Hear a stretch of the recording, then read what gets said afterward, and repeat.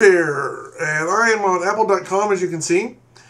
The App Store is about to hit 25 billion downloads, which is kind of cool, I guess.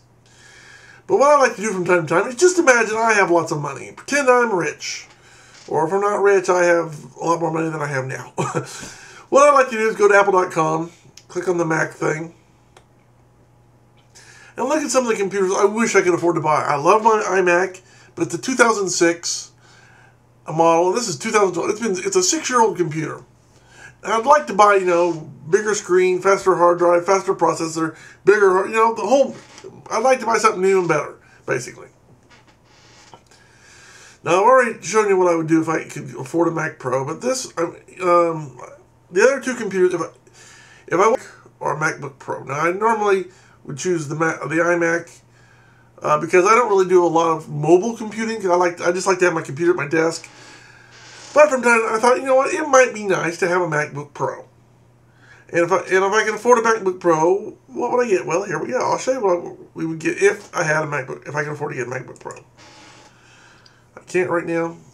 First of all, it's a beautiful computer. First of all, I would start with the 17-inch. Because bigger is better, these computers. Okay, so my choices are 13, 15, and 17-inch. Of course, I wish I had a 21-inch, but that's moving on. Okay, so for 17 inches, you get 2.4 for $24.99. Interesting. Okay, so we're going to select that because that's the biggest. Now, of course, we want the 2.5 quad-core Intel. 8 gigabytes of RAM, obviously, to get them as much as we can. Because, in this reality, we have lots of money. Money's not an issue. Now, here again,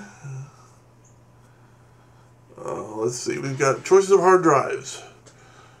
And I think, being that it's a portable, I definitely want to go with the solid state. Because it's more durable, even though it's the 512 right here isn't as big as the 750. The 750 is actually what they call hard. I mean, it's actually a disk where it spins, whereas the solid state is a chip.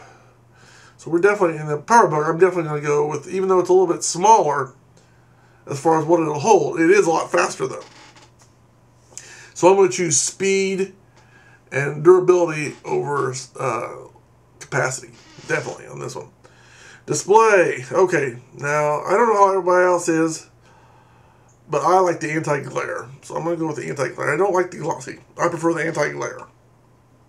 That's a definite. Thunderbolt display, no, we're not going to get a Thunderbolt display. I got it. I'm taking it with me. Backlit keyboard. Yeah, of course, in English. Of course, I'm going to get the protection plan. Manage no object. Let's get it. Again, the 1-to-1, I know what I'm doing, so I don't really need that. Let's get all the accessory cords here. Because, again, you may not need them. But as I always say, it's better to have them and not need them than to need them and not have them. So with that in mind, I'm going to get everything. Now, obviously, I don't need... If I'm carrying external Thunderbolt storage, that's 12 terabytes. That is a lot of memory. Now, for some people, I can understand why, they bring it home at night, they got some stuff, they want to do. That actually is a really neat idea. If you're going to be taking your computer, maybe to work or to different places, and you want to come home and have a bunch of stuff at home, so have a big hard drive at home, that actually is kind of a neat idea. But 2,400, that's not bad. For 12 terabytes, that's really a good price if you consider what all you're getting. However, don't need it. So I'm going to put none. And of course, buy a printer. Do I need a printer? No, not really. So let's just go for the computer itself. Okay. So we've got 4727.95. So basically, probably, but you're talking about five grand by the time you pay taxes, and it's free shipping. By the time you pay taxes, it's going to be about $5,000 or just under, or in that ballpark. So it's not a cheap laptop, but It's the only thing I wish I could change is this right here, and that is a super drive. I wish they would make a Blu-ray with backwards compatible with super drive. Other than that, that's a nice computer. That's a very nice computer.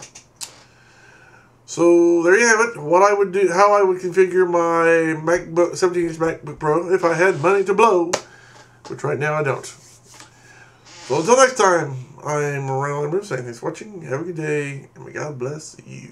See ya.